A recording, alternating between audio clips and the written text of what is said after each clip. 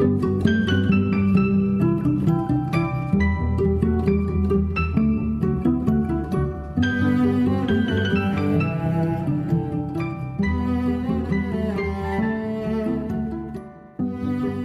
to Human Rights Education Now, a podcast series from Human Rights Educators USA. I'm your host, Bill Fernikes, a member of the National Steering Committee of HRE USA, a collaborative network that learns, teaches, organizes, advocates, and innovates for human rights education in the United States. This podcast aims to raise awareness about human rights education and invite listeners to engage with the worldwide movement to make human rights education a core focus of educational programs from preschool through higher education and in both non-formal and informal community educational settings. Today's program is a conversation with Rosemary Blanchard, Professor Emeritus at California State University, Sacramento, and a founding member of HRE USA. Rosemary discusses the development of her interest in human rights and its connections to social justice, as well as her work as an educational leader in the Navajo Nation at Navajo Technical College.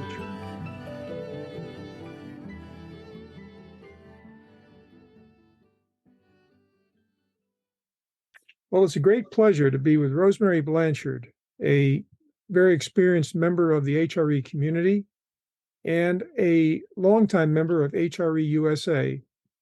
Now, Rosemary, you have been involved in various social justice causes for a long time, but tell us how you first became interested in human rights issues. Well, I often say that I first encountered human rights through my aunt, Helen, who lived next door, when I was a very little girl. And she was a big proponent of Eleanor Roosevelt. I mean, we're talking a long time ago. This is in the 1950s that I'm a little girl. And she had a little book with an introduction by Eleanor Roosevelt called Your Human Rights, with these little clay figures in various positions of either human rights or lack of them. And she would read it to me, sitting on the sofa, me very close to her, and she would feed me weak, sweet tea and Fig Newton cookies. And I must say to this day, I associate human rights with Fig Newton cookies and tea. So I was already, and I think it's important to know this because for all of the involvement that I've had in human rights since then, that early connection of human rights with someone I cared about and with being valued myself, being loved, was very powerful. It got beyond the intellectual commitment or political commitment, and it became really a part of my DNA. That's why I jokingly say that I think of Fig Newtons when I think of human rights, because it's going back to a very early childhood memory. And that's why in much of my current work, I am most interested in human rights education as early as possible in the primary grades, in preschool, in all those places where we haven't yet learned to decouple ideas and feelings one from another. Because in my experience, people who have the strongest gut level commitment to human rights acquired it very young and acquired it in connection with people who mattered. So we have established the distinction, you might say, in the professional study of human rights between the study of human rights, broadly defined, and then the subfield of human rights education. How did you become directly engaged in human rights education, per se? Well, it's been a long, stumbling process. It's not necessarily what I was looking for, but I was interested in. I changed careers. While I was in graduate school, I was in a doctoral program in sociology, and my then husband was a law student in Washington, D.C., and he volunteered to work with the NAACP Legal Defense Fund during the Poor People's Campaign. And we met some of the coolest lawyers we had ever imagined. We felt like we had all died and gone to heaven, into civil rights law heaven. And so I left my sociology program at the master's and went to law school. so I could be a civil rights lawyer. Now, why am I not that to this day? Well, we earned a living with a general practice, and it became a divorce practice. God help us. I am a recovering lawyer, I call myself. Mm. It was a heck of a place to end up for a civil rights person who'd been led into law by a passion for civil rights. But I also briefly in that period was the attorney for the Montana Human Rights Commission. So I looked into human rights matters that way. I mean, all these things are coming together. When I was in college, I went down to the interior of northeastern Brazil because the nuns who taught at my college had a mission down there. And because I went by myself because I wanted to go, I didn't have all this preparation. And so I was thrown cold into the reality of desperate poverty with no solutions.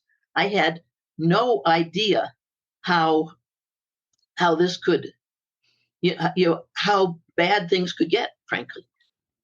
So, this Brazilian experience you had, Rosemary, can you tell us more about it and how it connected to your overall sense of human rights? Well, I think it shocked me. I had wanted to go to Brazil in part because I didn't want to go home to Unionville, Connecticut that summer and sell socks in Myrtle Mills discount department store again, like I had the summer before. So I figured I needed a very noble cause to persuade my parents to pay for me to go to someplace else. And working with the sisters in northeastern Brazil was noble enough that they came forward with it. So with that understanding, I wandered into a situation totally beyond my understanding, in that I thought I knew about poverty. I wasn't from a wealthy family, and I had worked with inner city groups in Washington, D.C. in my first 2 years in college. But when I encountered the desperate, destructive poverty of northeastern Brazil and realized how little I had to offer anybody, I was stunned. It took me a while to process it, and I've known other young people who, when they came back to the United States from experiences like that, really had to re-enter society slowly and piece by piece. I can remember literally fleeing the supermarket when I went shopping with my mother because that mass of things that were for sale there, suddenly I couldn't bear to be in the same place with.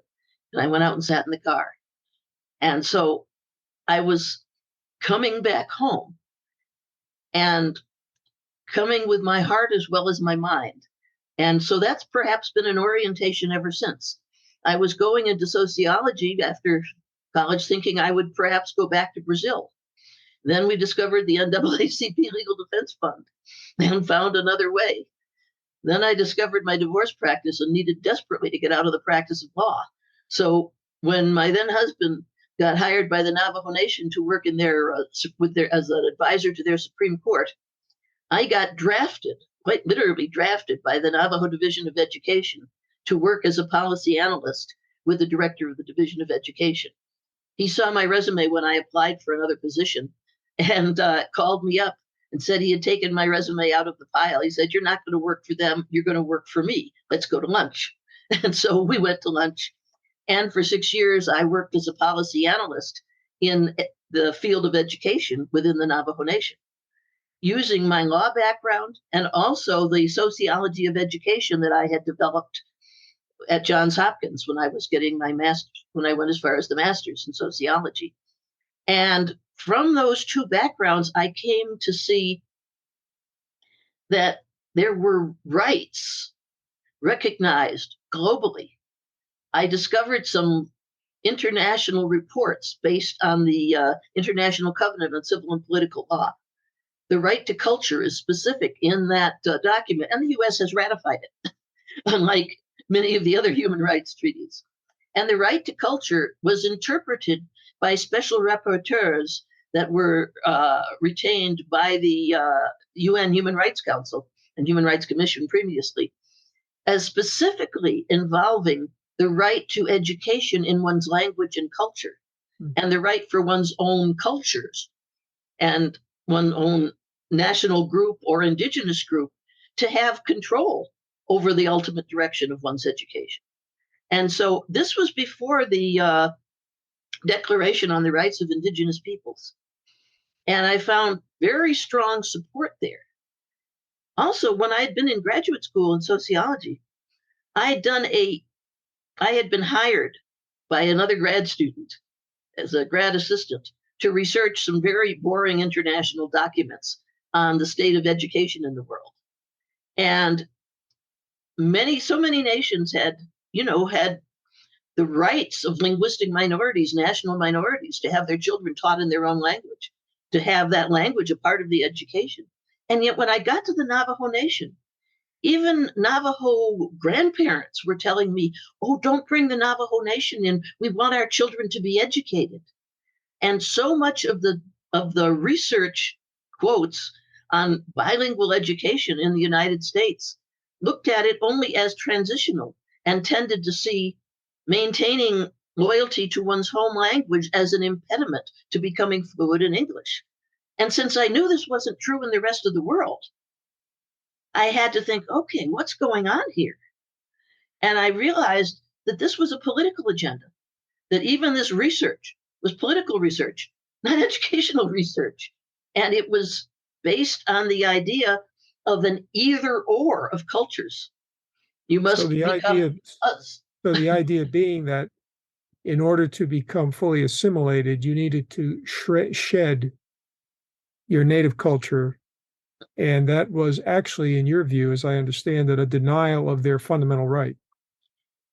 Well, it was a denial of what the world saw as their rights. I mean, I was in an awkward situation in a way, because here I am, a white person hired by the Navajo tribe and Navajo Nation, and they are, my assignment is to work on bringing Navajo pedagogy into the experience of students. But many elderly grassroots Navajo people are begging our program not to do that, because they've been taught when they were in school, in boarding school, that this would ruin their education. And so I had to be very delicate. I mean, if it had been a white person telling me that, I would have told them off, But this is a Navajo grandmother with almost tears in her eyes saying, I don't want my children's education ruined. I want them to succeed. And so then I got interested in how have we produced this situation in which people believe that they need to take apart who they are in order to make it in this world, in order for their children to have and grandchildren to have a good life. And that to me just seemed tragic. So if you think about that in terms of how that impacts your focus on human rights education today, what did that experience bring to what you're doing now? It brought, first off, probably a great tenderness. I'm not all that political in my feelings about human rights. I'm back to those grandmothers, and I'm back to some of my students who had also had their sense of worth compromised by education that was fundamentally denying their human rights. Now, they didn't know it was denying their human rights. They saw this as people helping them. And in fact, one thing I saw when I started bringing up the right to human rights education, or the human right to education in one's own language and culture, I can remember one meeting with an Arizona governor in which one of the Navajo advocates said, we don't need those foreign laws, because I brought up the International Covenant on Civil and Political Rights. And there's, again, where I realized the effect of education, for good or ill. They've been taught American exceptionalism just like the rest of us. Why do we need to look to foreign laws like treaties? We can do it all here. But all here, we were not recognizing that right to language and that right to culture and that right to indigenous control. Now, another thing I learned is that go ahead, that me as a white person knowing that didn't help a whole lot. What did help was as various indigenous attorneys and policymakers began working on the Declaration on the Rights of Indigenous People, which is a declaration, so it's not a treaty, but it arises out of that right to culture in the treaty the U.S. has ratified. As this was being done by indigenous people, suddenly there was a draw to the language and the discourse of human rights that did not feel foreign and imposed, but felt, to use a word, indigenous to the people themselves. And suddenly some of my Native colleagues were telling me about human rights. Did I know about them? And I realized this is how it has to happen. This is how it had. And I remember telling my students once in a Native American government class, unfortunately, those of us from the outside who've made a mess for you are not the ones who can clean it up. It has to be cleaned up by the people most immediately affected by it. And that's hard. I can see tremendous damage that white colonialism has done to indigenous identities. But it isn't white former colonizers, no matter how much they've repented, who can fix that mess. We have to create space where the people we've harmed can fix that mess. Okay, so that's what I learned. Let me ask this question. You mentioned a term that's come up in a number of our conversations with David Scheinman, with Nancy Flowers, American exceptionalism. Do you believe that remains the most significant impediment to advancing human rights education in this country? It's hard to say, because it's certainly the most immediate label brought up forward. But as I have studied more, there's so many things I didn't understand, Bill. I didn't know, for example, that the NAACP had originally tried to use the Universal Declaration of Human Rights domestically in the United States, that they had tried to go to the United Nations about the treatment of Blacks in the United States, and that they had been persuaded out of doing that by making an offer they couldn't refuse. If you go that way, you're communists and you're in front of Joe McCarthy. And so they had to find a discourse that wouldn't lead them to that path, and they used the term civil rights and described it as something that was a domestic concern that didn't have international manifestations. And I learned that from a book researched and written by Carol Anderson called Eyes Off the Prize: The United Nations and the African American Struggle for Human Rights, 1944 to 1955. And I only encountered that in the last few years.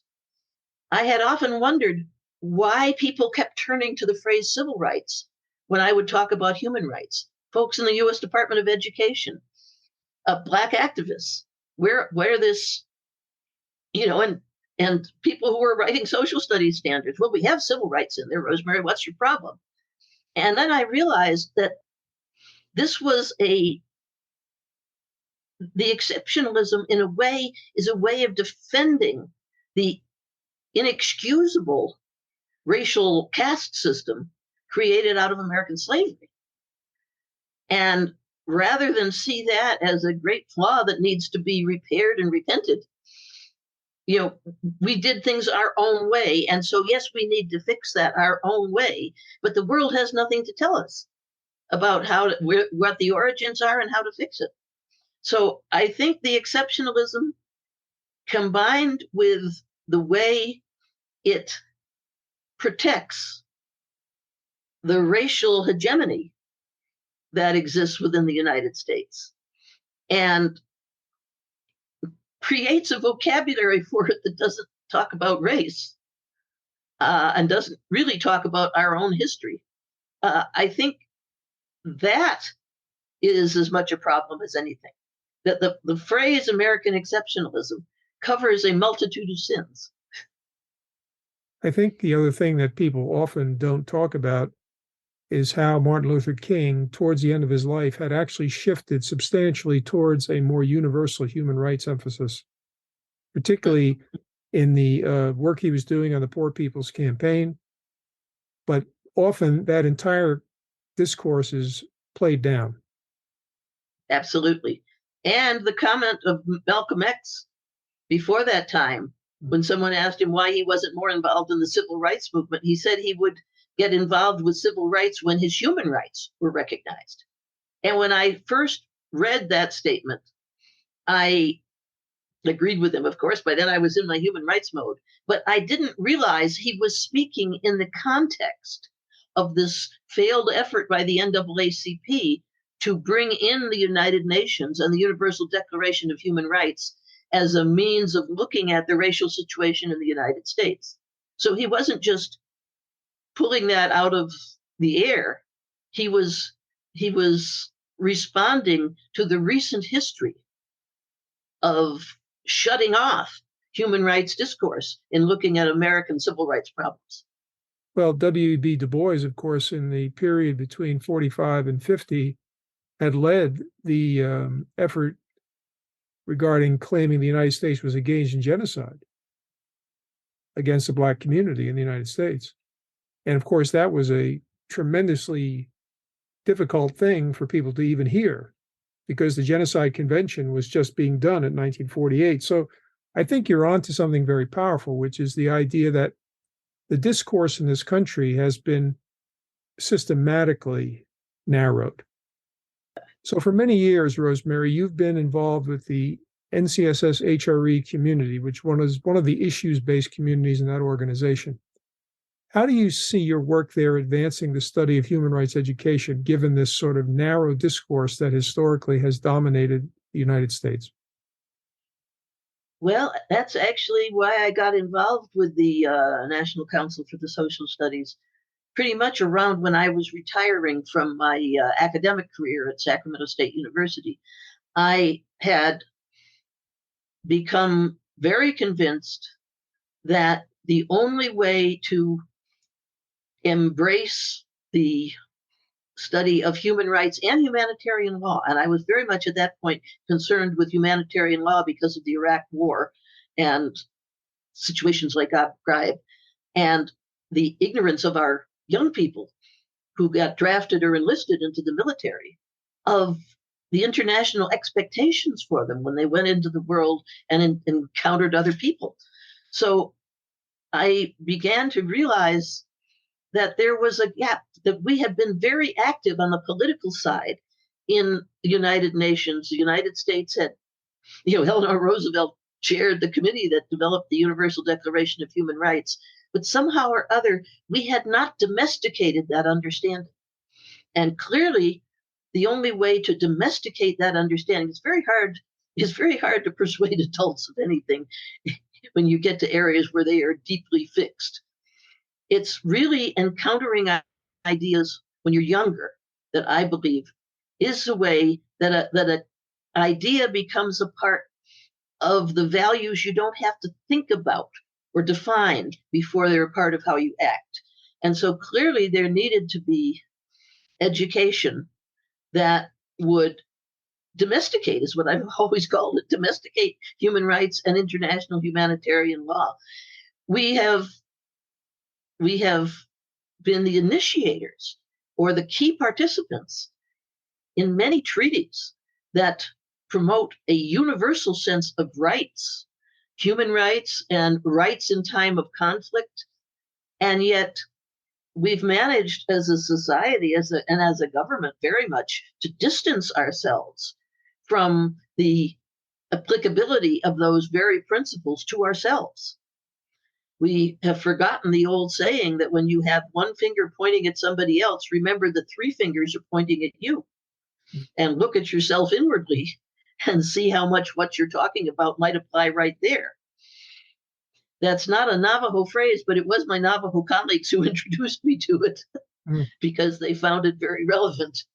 And so I got interested in not just in how to form groups that were highly interested in human rights, but how to make sure that if you went through 12 years of American school, you would have to encounter both human rights and humanitarian law.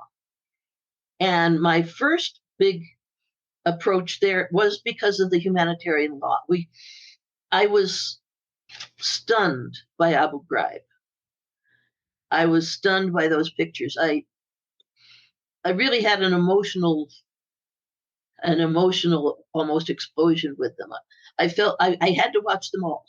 And I felt I was watching them with my father, because my father was an immigrant to the U.S. from the Maritimes. And he had been a soldier in World War II. And he really believed in the goodness of this country. Everything that was happening there was anathema to everything my father believed about who he was and where he had come. And so I honestly felt when I looked at those pictures like my late father was sitting with me. And quite literally, we were crying together. And I thought, especially the youth of those soldiers in those horrible pictures, these country kids who had enlisted or got drafted, mostly enlisted, because we've changed the way we pay for education to where if you're poor and want an education, you probably enlist. And we had sent them off with no tools to be able to evaluate their conduct and the orders they were given and the incentives that were laid in front of them in a situation that was so alien to them, that was a combat situation, that was a situation in which they were not loved. They had expected to be loved and they were not loved. Mm-hmm. And so they had no tools to help them deal with that. The ones who seemed to have the best tools, oddly enough, were some of the fundamentalist Christian soldiers who were able to say, Jesus wouldn't want me doing this. I read interviews with some saying, I could not be a Christian and do these things. One former soldier talking about how he sought CO status and would not carry a gun anymore because of what he saw in the prisons in Abu Ghraib. And I thought, in a secular democracy with separation of church and state, we need to have a secular understanding of fundamental human values, or else what prepares us when a sergeant or a lieutenant tells us to go out and torture that man? Mm-hmm. What have we got to draw from in ourselves? And so I got passionate about nobody should finish high school without having learned about the Geneva Conventions, especially when I did some research and discovered that the language on the prohibition against torture, cruel, and degrading treatment was language insisted upon by the American delegation. Our language. And that's what our young people were being told didn't apply in Iraq. Mm-hmm. And they had no basis on which they could resist that, really, other than other personal beliefs, such as their religious beliefs. And so it's not so much a solution, but the path forward was almost inevitable. These things have to be part of the education of our young people. The human rights component, the humanitarian law component, the secular way of building your civitas, if you will, your civil society, on the value of every human being. Thanks for listening to Human Rights Education Now. Our next program concludes our conversation with Rosemary Blanchard, who will discuss the critical relationships between human rights education and civic education in the United States. You can find additional information about this podcast series at www.hreusa.org. Each episode is available on the HRE USA podcast page, Spotify, Apple and Google Podcasts, and Deezer. They will soon be available on YouTube and SoundCloud. You can also download each episode as an MP3 file. If you have questions or comments about this podcast, send them to Christy at hreusa.org. That's KRISTI@hreusa.org. Our podcast team includes producer and editor Bill Fernikes, executive producer Christy Redelius-Palmer, editor Elizabeth Schwab, sound designer and project manager Sabrina Sanchez, and production coordinator Jasmine Chizu Goda.